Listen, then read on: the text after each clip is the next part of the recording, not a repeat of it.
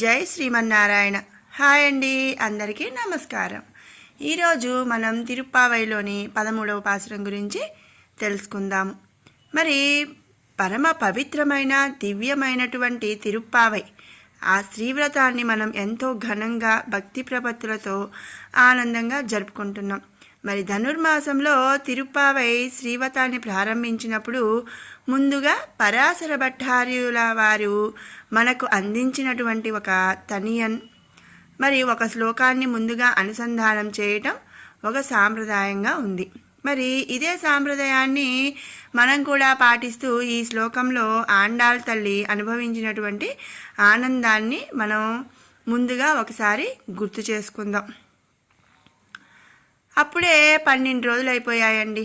మరి 13వ రోజులోకి ప్రవేశించేశాము అన్నట్లుగా ఉంది కదా. మరి నిన్ననే మొదలైనట్టుంది, అప్పుడే 13వ రోజుకి వచ్చేసింది. నిన్న 12వ పాసురంలో ఒక గోపికను లేపారు.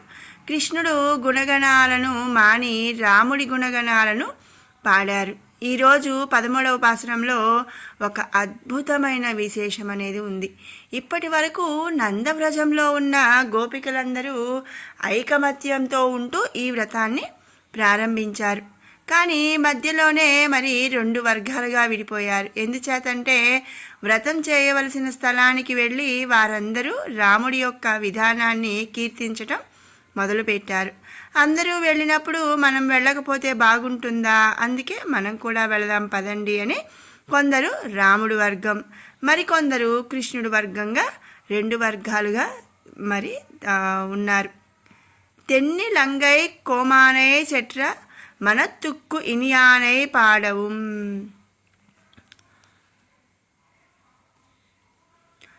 ఒకనాడు దక్షిణ దిక్కున ఉన్న లంకకు రాజైన రావణాసురుడిని రాముడు కోపంతో సంహరించాడు. మరి అలాంటి రాముడి నామాన్ని, ఆ శ్రీరామచంద్రుడు నామాన్ని మేము కీర్తిస్తున్నాం అని బయట గోపికలు లోపల గోపికతో అంటున్నారు. అప్పుడు కొంతమంది గోపికలు అంటున్నారు, ఏమర్రా మీకు బుద్ధి లేదా, విశ్వాసం లేదా, మనం ఉంటున్నది ద్వాపర యుగంలో, శ్రీకృష్ణుడు అవతరించినటువంటి యుగం. మరి శ్రీకృష్ణుడు పెరుగుతున్న రేపల్లెలో మరి తెల్లవారు లేస్తే శ్రీకృష్ణుడితో ఆడుకుంటున్నాం, పాడుకుంటున్నాం. అలాగే ఆపద నుంచి శ్రీకృష్ణుడు మనల్ని రక్షిస్తున్నాడు.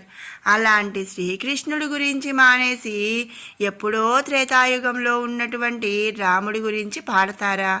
ఏం త్రేతాయుగంలో ఎవరైతే కృష్ణుడి గురించి పాడేరా, రామనామం తప్ప ఇంకేమైనా ఉందా అని చెప్పి అమాయకత్వం కానీ మనలో మన మాట.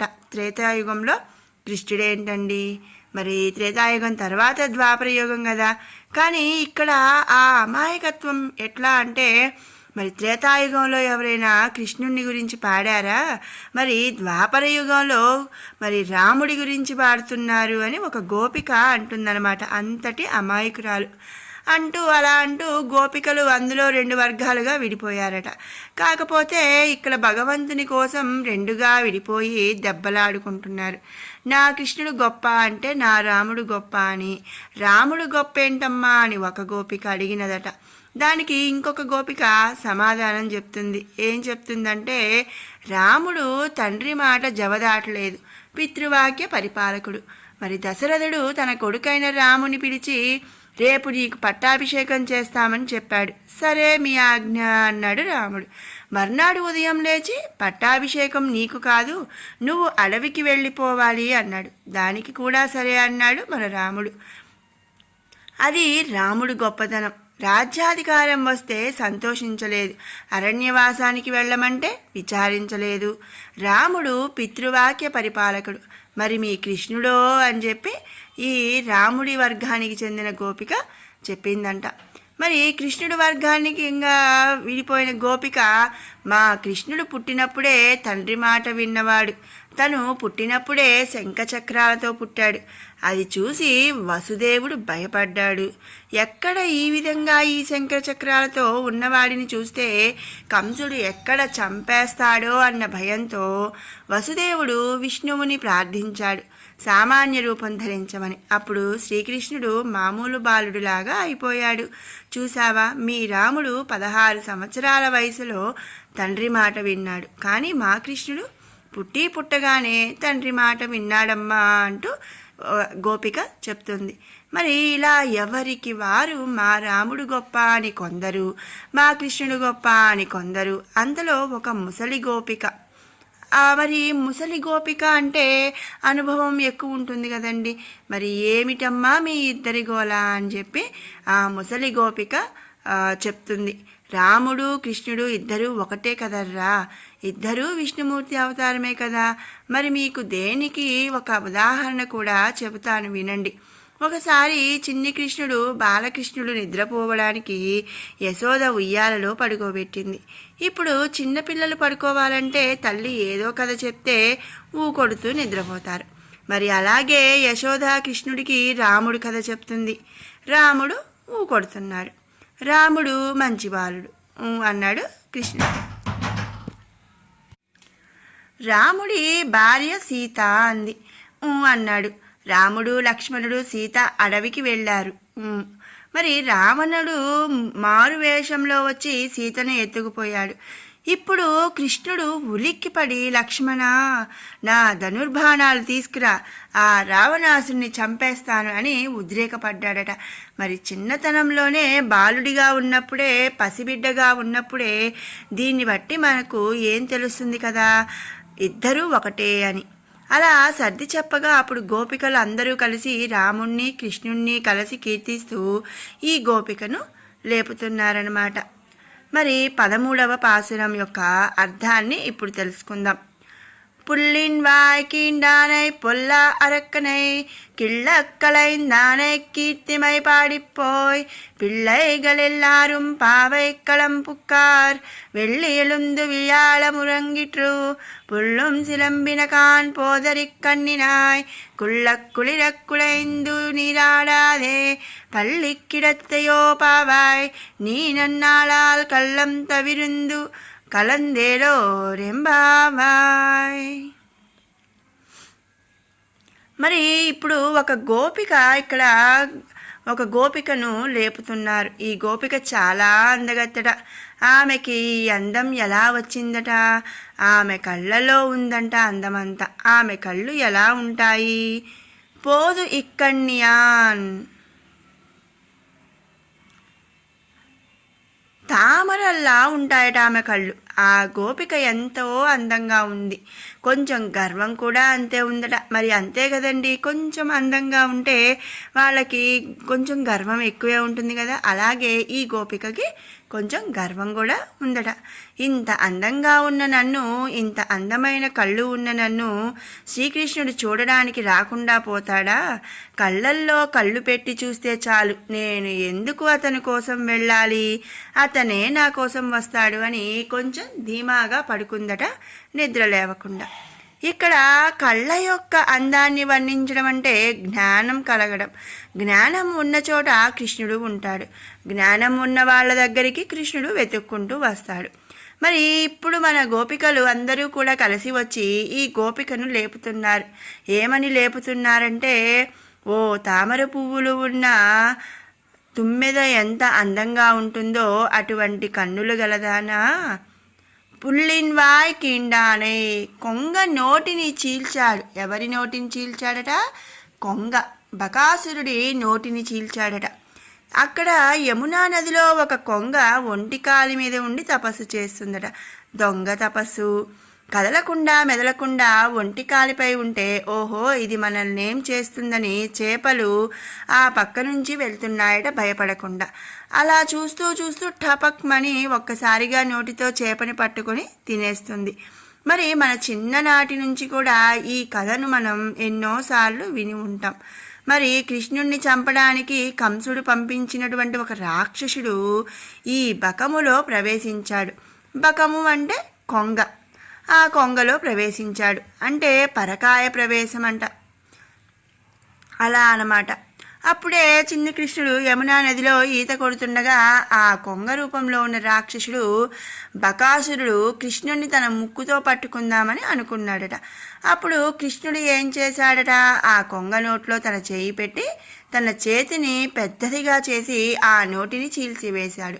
అందుకని ఈ గోపికలు బకాసురుని నోటిని చీల్చిన కృష్ణుని యొక్క దివ్య చరిత్రాన్ని పొల్లా అరక్కలే కిళ్ళక్క, నీచుడైన రావణాసురుడి తలలను గిల్లేశాడు, దుష్టుడైన రావణాసురుడి తలలను మొగ్గలు తుంచినట్లు తుంచేశాడు శ్రీరాముడు. రావణాసురుణ్ణి చంపిన అలాంటి రాముని చరితమును పాడుతూ కీర్తిమై పాడిపోయి పిళ్ళైగలెల్లారుం పావై కళం పుక్కార్. మరి రాముడి యొక్క కీర్తిని ఇటు కృష్ణుడి యొక్క కీర్తిని పాడుకుంటూ పిల్లలందరూ గోపికలందరూ పోయి వ్రతం చేద్దామనుకున్న స్థలానికి చేరుకున్నారు. అయినా సరే నువ్వు ఇంకా లేవలేదా? మరి లేవకపోతే ఏమైనా నాటకమా? కృష్ణుడు ఒకవేళ మీ ఇంటికి వస్తే నువ్వు కృష్ణుడితో ఉంటావు, మేము కృష్ణుడి కోసం ఊరంతా వెతుకుతాం.